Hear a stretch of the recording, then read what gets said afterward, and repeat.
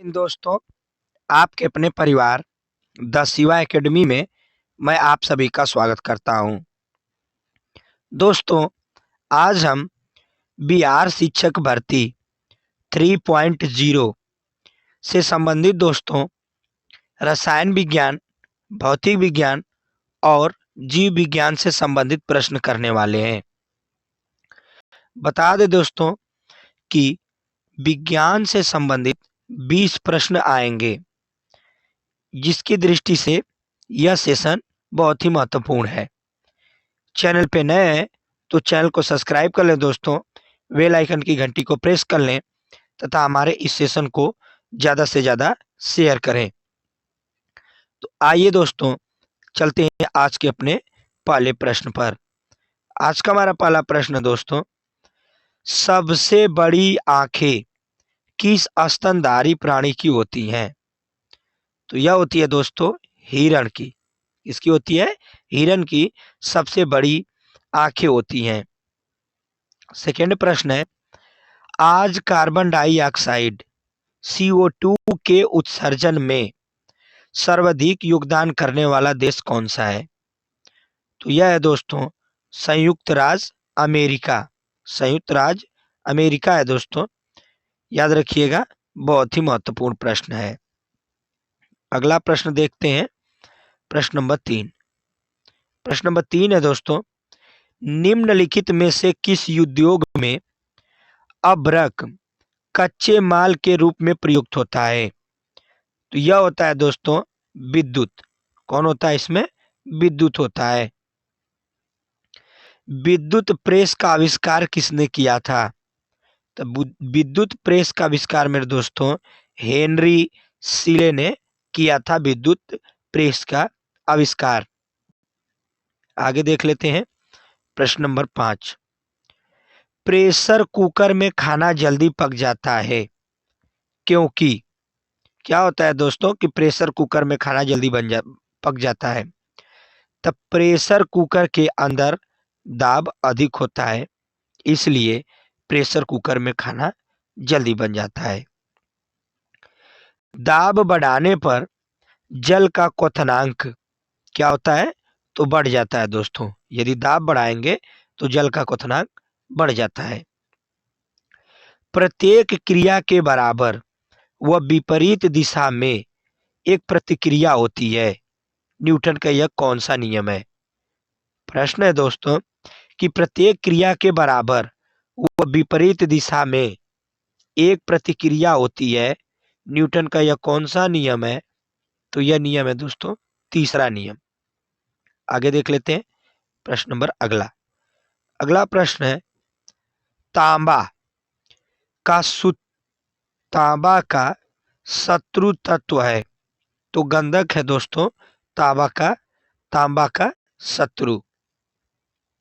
उगते व डूबते सूरज सूर्य लाल प्रतीत होता है। करेक्ट दोस्तों, उगते व डूबते समय सूर्य लाल प्रतीत होता है क्योंकि? कारण क्या है? तो यह कारण है दोस्तों लाल रंग का प्रकीर्णन सबसे कम होता है, इसीलिए सूर्य उगते समय और डूबते समय लाल प्रतीत होता है। रेडियो एक्टिविटी की खोज किसने की थी? इसकी खोज की थी दोस्तों हेनरी बेकरल ने। हेनरी बेकरल ने दोस्तों रेडियो एक्टिविटी की खोज की है।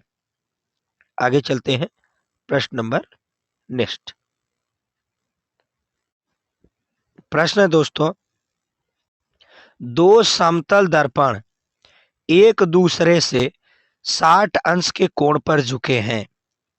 इनके बीच रखी एक गेंद के बने प्रतिबिंब की संख्या कितनी होती है? तो 60 अंश के कोण पर होंगे दोस्तों दो दर्पण, तो इनके बीच रखे जो गेंद का प्रतिबिंब होगा वो कितना होगा दोस्तों? 5 होगा। पानी के अंदर हवा का एक बुलबुला किस तरह बर्ताव करता है? तो वो बर्ताव करता है दोस्तों एक अवतल लेंस की तरह। अगले प्रश्न पे चलते हैं, प्रश्न नंबर 13। इकाइयों की समस्त व्यवस्थाओं में किस इकाई की मात्रा समान होती है?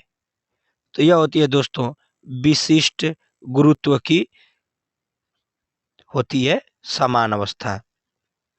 आगे चलते हैं, प्रश्न नंबर आगे 14।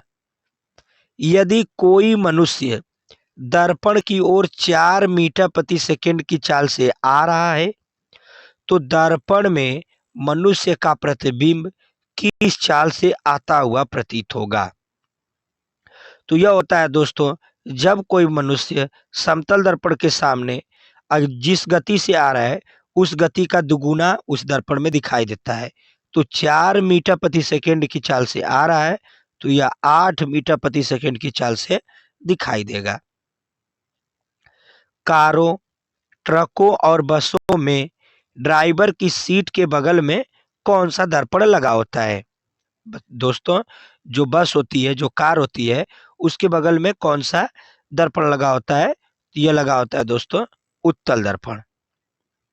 आगे चलते हैं, प्रश्न नंबर नेक्स्ट। ऐसे तत्व जिनमें धातु और अधातु दोनों के गुण पाए जाते हैं वे क्या कहलाते हैं? तो जिनमें दोनों के गुण पाए जाते हैं दोस्तों उसे उपधातु कहते हैं। वनस्पति विज्ञान के जनक कौन है? तो वनस्पति विज्ञान के जनक है दोस्तों थ्रियोफ्रेटस। थ्रियो दोस्तों फ्रेटस है इसके जनक। आगे चलते हैं, प्रश्न नंबर 18। निम्नलिखित में से किसमें ध्वनि की चाल सबसे अधिक होगी? तो इस्पात में मेरे दोस्तों ध्वनि की चाल सबसे अधिक होती है। एक व्यक्ति घूमते हुए स्टूल पर बाएं फैलाए खड़ा है। एकाएक वह बाएं सिकुड़ लेता है तो स्टूल का कोणीय वेग बढ़ जाता है। तो उस समय क्या होता है दोस्तों? स्टूल का कोणीय वेग बढ़ जाता है। आगे देख लेते हैं, प्रश्न नंबर 20। चंद्रमा पर एक बम विस्फोट होता है तो इसकी आवाज पृथ्वी पर बताइए सुनाई देगी कि नहीं देगी दोस्तों? तो सुनाई नहीं देती है। याद रखिएगा इसका आंसर हो जाएगा सुनाई नहीं देगी। चंद्रमा पर वायुमंडल न होने का कारण क्या है? तो यह कारण है दोस्तों पलायन वेग। पलायन वेग के कारण चंद्रमा पर वायुमंडल नहीं है दोस्तों। आगे देख लेते हैं, प्रश्न नंबर 22। यदि किसी सरल लोलक की लंबाई 4% बढ़ा दी जाए तो उसका आवर्तकाल क्या होता है? तो उसका आवर्तकाल दोस्तों 2% बढ़ जाएगा। एक लड़की झूला झूल रही है, उसके पास एक अन्य लड़की आकर बैठ जाती है तो झूले का आवर्तकाल क्या होगा दोस्तों? तो झूले का आवर्तकाल अपरिवर्तित रहेगा, उसमें कोई परिवर्तन होने वाला नहीं है। अगला प्रश्न देख लेते हैं।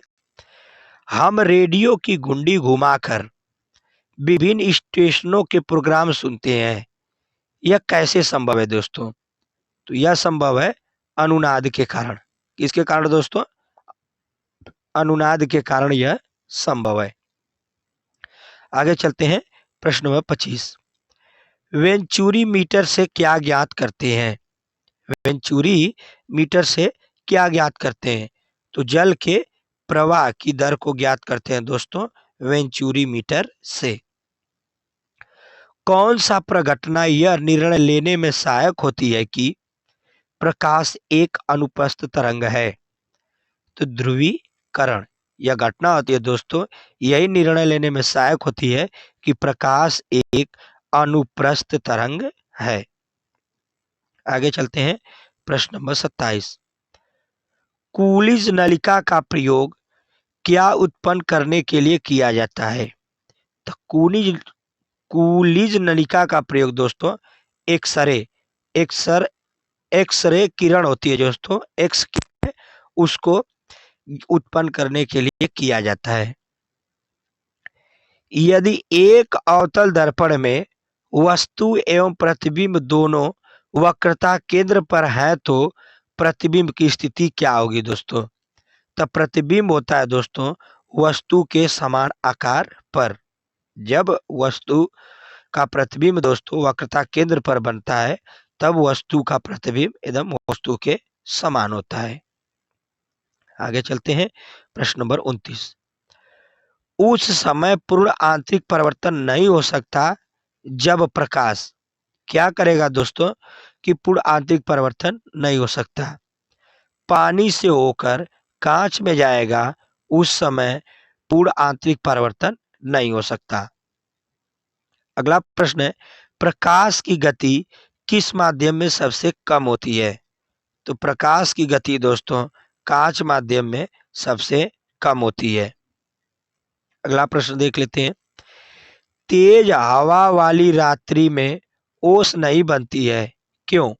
बताइए दोस्तों, क्यों कारण है कि जब तेज हवा चलती है तो उसमें ओस नहीं बनती है? तो वाष्पीकरण की दर तेज हो जाती है दोस्तों, इसीलिए उस समय ओस नहीं बनती। भार का एस आई भार का एस आई इकाई क्या है दोस्तों? तो इसकी एस आई इकाई होती है न्यूटन। आगे चलते हैं, प्रश्न नंबर 33। पदार्थ की मात्रा की इकाई क्या है? तो पदार्थ की मात्रा की इकाई होती है मेरे दोस्तों मोल। तापमान की एस आई इकाई क्या है? तो इसकी एस आई इकाई है दोस्तों केल्विन। तरंग दैर्ध्य का एस आई मात्रक क्या होता है? तो इसका एस आई मात्रक होता है मीटर। एक हार्स पावर किसके बराबर होता है? तो यह होता है 746 वाट के बराबर। एक हार्स पावर दोस्तों 746 वाट के बराबर होता है। ध्वनि को मापने के लिए कौन से मात्रक का उपयोग किया जाता है? तो डेसिबल। किसका उपयोग किया जाता है दोस्तों? डेसिबल का। प्रकाश वर्ष निम्नलिखित में से किसकी इकाई है? तो प्रकाश वर्ष है दोस्तों दूरी की इकाई। विस्थापन की एस आई इकाई क्या है? तो विस्थापन की एस आई पद्धति में दोस्तों इसका मात्रक होता है मीटर।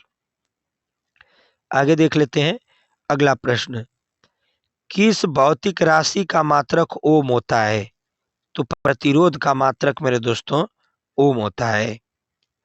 आज का हमारा लास्ट प्रश्न है दोस्तों 41।